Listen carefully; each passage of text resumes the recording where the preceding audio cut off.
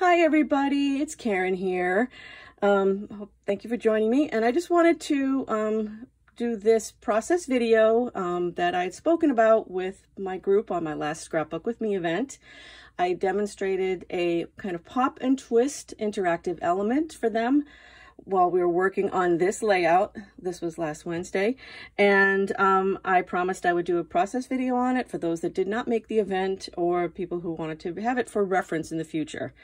You will find all of the instructions detailed on my blog post as well as with this video so don't worry about trying to write down paper sizes and stuff like that. I will have all of that for you, but I wanted to do a demonstration of this so that you can understand how this works. So what we did, this is part of this layout, and what this is, and I'm going to focus in, I'm going to move my left page off to the side, and I'm going to focus in on my right page. So this piece here has a pop and twist interactive element with it. So basically what it does is I secured mine with a ribbon to keep it closed. You don't have to secure it, that's your choice, but if you want to secure it, some people have suggested using Velcro dots, as well as things like little tabs that you could tack a piece under. Anything will work. So what the pop and twist piece of this is, so when you open it up, out pops, the pieces twist, and there's a way for you to have, and I'll bring that down a little bit, extra photos, hidden journaling, etc. added to your layout. And it's really cute because you can see, I'll do this in slow motion, it twists closed and right back down, twists up and pops out. I love this because this is a perfect way to add those extra pictures or journaling to your layouts, and closes nicely. And so what I would tie it shut. I'm just going to leave it open because as I show you how we're creating this. But so today I'm just going to be showing you how to create this piece of the layout. I will also include on the blog post the sketch that I used for this. It's a sketch from close to my heart. And this is one of our retired paper packs called Zoe, which I think this was my last bits of Zoe paper, which I'm very bumming about because I just absolutely loved that paper pack. So I'm going to put this aside and we're going to go through what you need to create this layout. So first off, your paper. You're going to need to make the pop and twist element. You're going to need 3 pieces of cardstock. First piece, we're going to call this our card base. It's 4 inches by 12 inches. The second piece is our pop and twist piece where our photos will go. I'll be calling that pop and twist. Then this last piece, this is 3.5 inches by 10 inches. The last piece, I'm going to call this the mechanism for the sake of this video, is 3.5 inches by 8 inches. So those are our main 3 pieces. I have here kind of photo placeholders or etc. Your photos would be 3 3/4 by 5 3/4. You would need 2.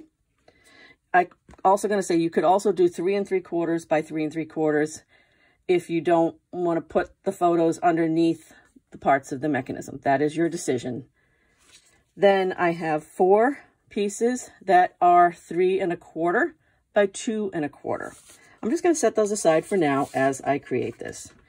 Your tools that you will need. You're going to need a good, strong tape.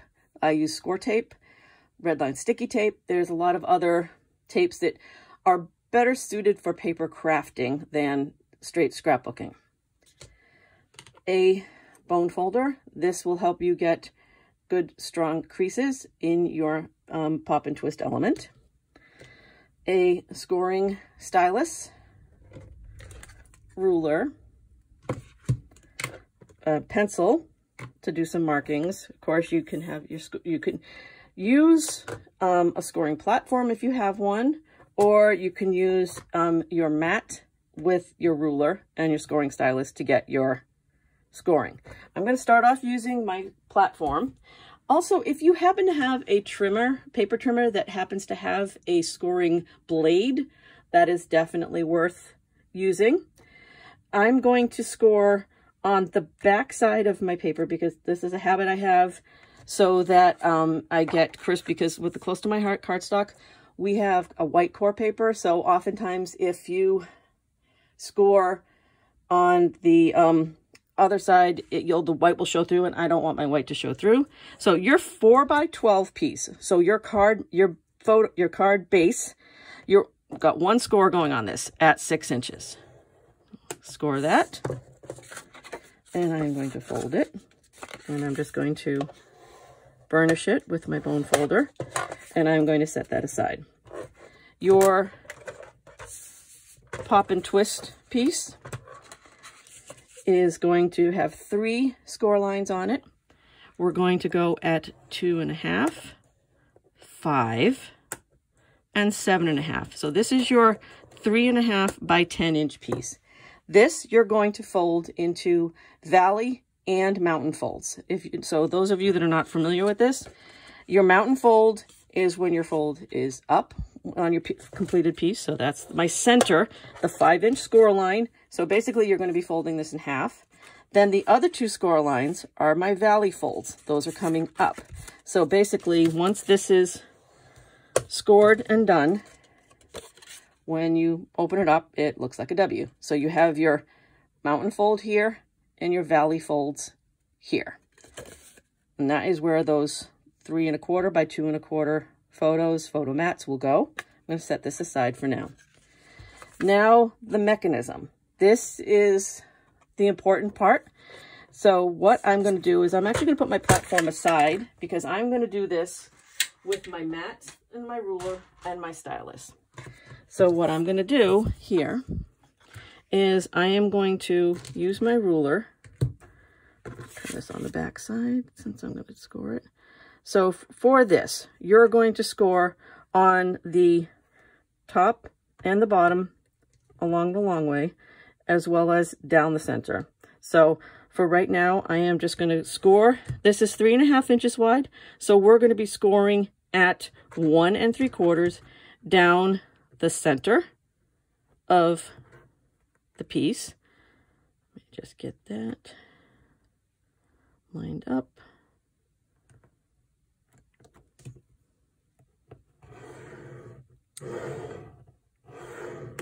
That score there. So that's just down the center. I'm going to fold this and burnish it.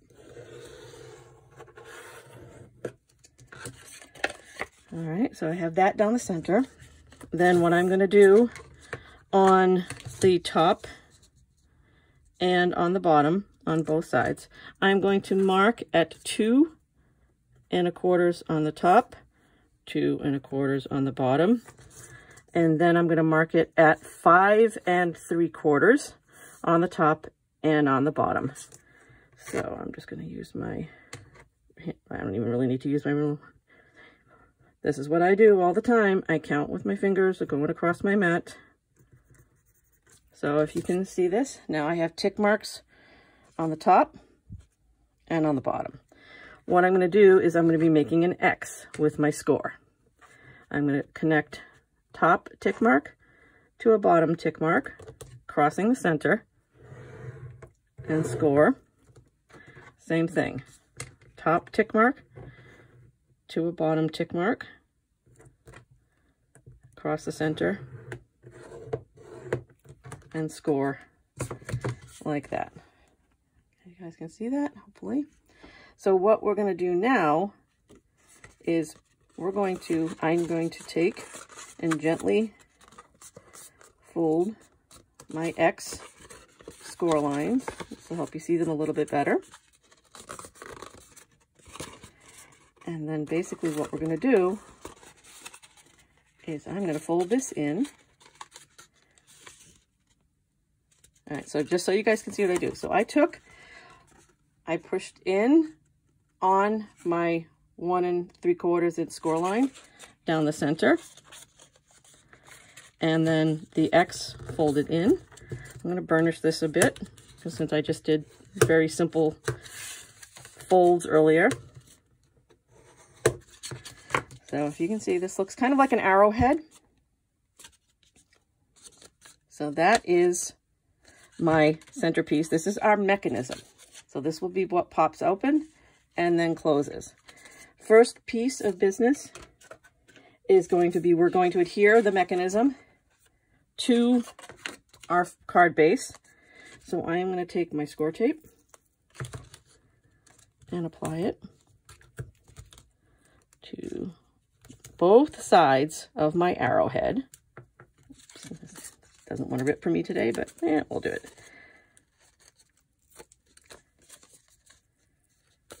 Whatever tape you have that works, that's fine. I have found through years of doing paper crafting, making boxes and bags and stuff like that, that I like a good strong tape. And I've found that I like the score tape quite well. Before I adhere this, what I'm going to do, so we're going to be adhering this very close to this score line. I am going to basically mark my center, but I am going to mark it so that it's slightly down from the score line, because otherwise you're going to get a lot of bulk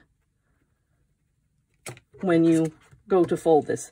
It's hard to see, but I've marked a little dot in the center, slightly down from my fold line. I'm going to take off the adhesive backing, and then very carefully, I'm going to adhere it in the center of my piece, slightly in from that score line. Okay, and then I'm going to take the other part of the adhesive backing off.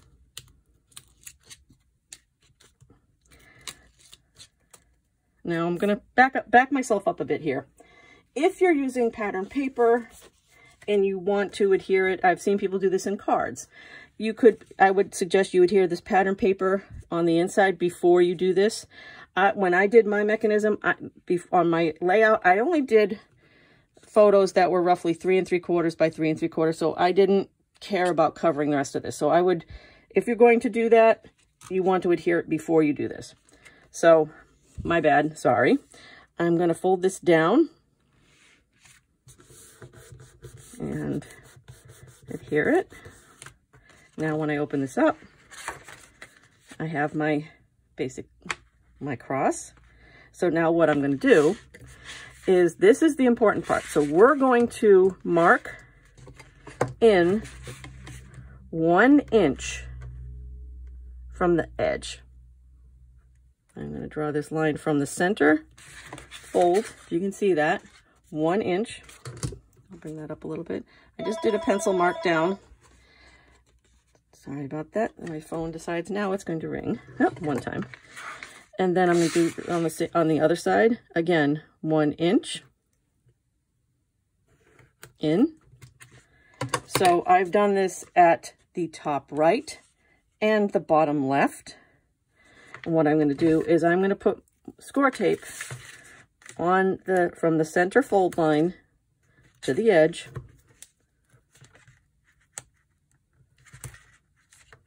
From that 1 inch line to the edge of the piece.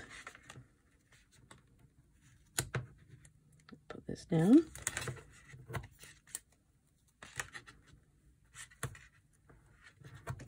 Okay, so now you can see, so my score tape is to the left of my line on the bottom, to the right of my line on the top.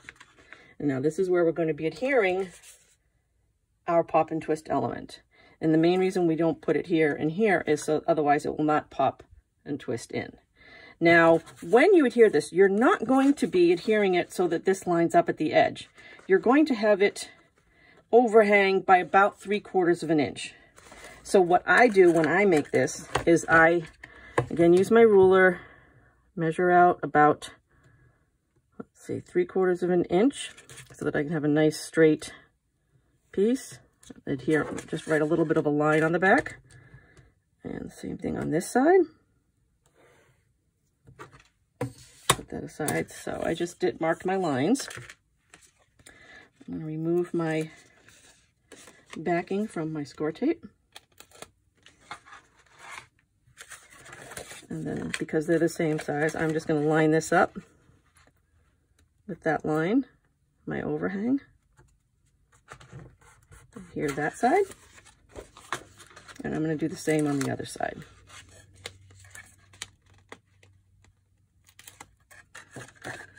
And I'm going to line this up with that line.